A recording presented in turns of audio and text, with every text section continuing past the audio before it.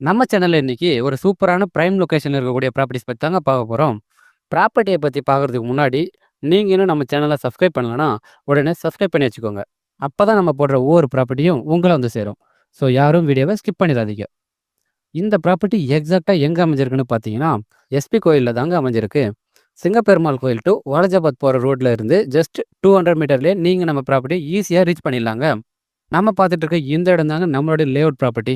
Overall area 4 acres 94 சென்ட்ஸ்ல பிரீமியமா வந்து அமைஞ்சிருக்குங்க. உங்களுக்கு டோட்டலா 52 பிளாட்ஸ் அவைலபிளா இருக்குங்க. நல்ல ஒரு ரெசிடென்ஷியல் லொகேஷன்ல தாங்க நம்ம ப்ராப்பர்ட்டி அமைஞ்சிருக்கு.